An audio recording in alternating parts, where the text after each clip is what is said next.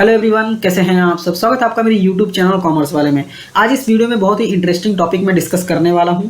ये topic choose करने का रीज़न ये है कि इस टॉपिक में बहुत डाउट रहता है सबको। जो नीचे आप ये सेक्शंस देख रहे हैं, इन सेक्शंस में बहुत सारे डाउट्स रहते हैं, तो आपके सारे डाउट्स इस वीडियो में क्लियर होने वाले हैं।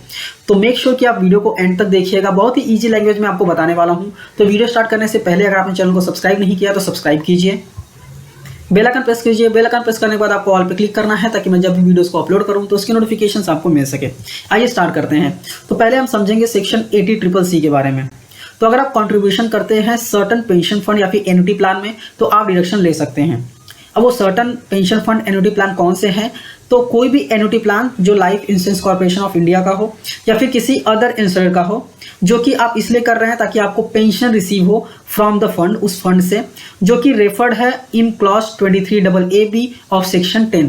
आपको ये टेंशन की जरूरत नहीं है क्लॉज जो मैं यहाँ पे बता रहा हूँ या फिर सेक्शन बता रहा हूँ, क्योंकि आप जो फंड चूज करेंगे तो उसमें सारे डिटेल्स लिखे हुए रहते हैं। ठीक है, तो अगर आप इन सेक्शंस में बेसिकली कंट्रीब्यूशन कर रहे हैं तो आपको 80CCC में आपको बेसिकली डिडक्शन मिल जाएगा। ये डिडक्शन अवेलेबल है इंडिविजुअल्स के लिए, सिर्फ HF इसमें अप्लीकेबल नहीं है। अगर डिडक्शन की लिमिट बात करें तो टोटल 1.5 लाख की लिमिट होती है यहाँ पे। और 1.5 लाख की लिमिट में भी कौन कौन से सेक्शन इंक्लूड हैं? तो सेक्शन 80C, 80CCC, 80CCD1, ये तीनों मिला के 1.5 लाख का आपको डिडक्शन मिलता है। और ये डिडक्शन की लिमिट किसने बताई है, कौन से सेक्शन ने बताई है? तो सेक्शन 80CCE ये सेक्शन है जो इसने बताया है कि 80C, 80CCC, 80CCD1 ये तीनों मिला के आपको 1.5 लाख का ही डिडक्शन मिलेगा। ठीक है, अभी जो आपको पेंशन मिलेगा इस फंड से, वो पेंशन बेसिकली आपको टैक्सेबल होगा। नेक्स्ट अगर हम बात करें 80CCD की, तो अगर आप यहाँ पे देखें तो अगर आप कंट्रीब्यूशन करते हैं pension scheme of central government, NPS, Atal pension योजना, तो आप 80CCD में डिडक्शन ले सकते हैं। ये भी इंडिविजुअल्स के लिए ही अप्लीकेबल है, मतलब अवेलेबल है। HF इसमें डिडक्शंस नहीं ले सकते। अभी 80CCD जो है वो डिवाइडेड है 3 पार्ट में, 80CCD1, 1B एंड 2। ये तीनों सेक्शन को डिटेल में आपको समझना है क्योंकि इन तीनों सेक्शन में ही आपको डाउट रहता है। तो पहले हम समझेंगे 80CCD1। ये अप्लीकेबल है सैलरीड पर्सन के लिए भी और अदर देन सैलरीड पर्सन के लिए भी, लेकिन दोनों के लिए जो कंडीशन है वो अलग है। अगर आप सैलरीड एम्प्लॉई हैं तो जो एम्प्लॉय का कंट्रीब्यूशन है, मतलब जो आपका कंट्रीब्यूशन है, एंड 10% ऑफ सैलरी में बेसिक और DA आपको ऐड करना है। एम्प्लॉय कंट्रीब्यूशन और 10% ऑफ सैलरी, इन दोनों में से जो कम होगा उतना डिडक्शन आप ले सकते हैं।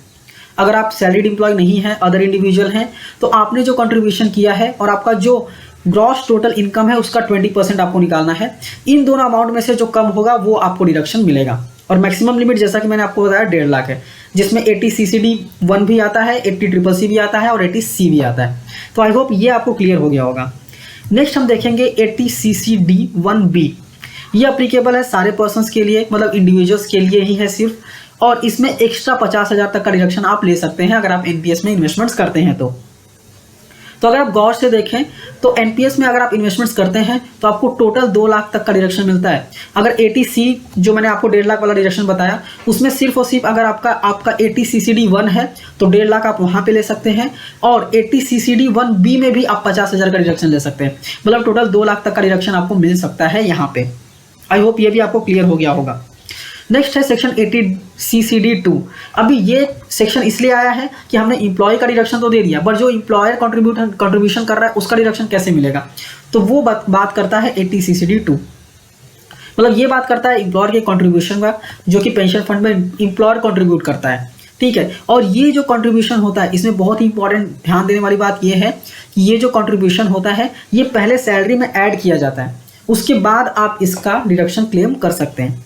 इसकी अगर लिमिट की हम बात करें तो जो एम्प्लॉयर कंट्रीब्यूशन करता है एंड 10% ऑफ सैलरी, इन दोनों में से जो लेस है, मतलब जो कम है, उतना डिडक्शन आपको 80CCD2 में मिलता है। बट अगर एम्प्लॉयर जो है वो सेंट्रल गवर्नमेंट या फिर स्टेट गवर्नमेंट है तो ये 10% है वो 14% हो जाता है। मतलब एम्प्लॉयर कंट्रीब्यूशन और 14% of salary, which ever is less. I hope ये सारे सेक्शंस आपको क्लियर हो गए होंगे। फिर भी आपको किसी भी सेक्शन में कहीं भी कोई भी डाउट है तो आप कमेंट करके मुझसे पूछ सकते हैं। आपके कमेंट का हम डेफिनेटली आपको जवाब देते हैं। एंड आपको चैनल को डेफिनेटली सब्सक्राइब कर लेना है, क्योंकि आप व्यू करते हैं, अपना कमेंट्स पूछते हैं, हम जवाब देते हैं, बट आप सब्सक्राइब करके नहीं जाते हैं। तो सब्सक्राइब कीजिए, हमें भी सपोर्ट कीजिए, एंड हम ऐसे ही वीडियोस आपके लिए लाते रहेंगे। Thank you for watching and all the best.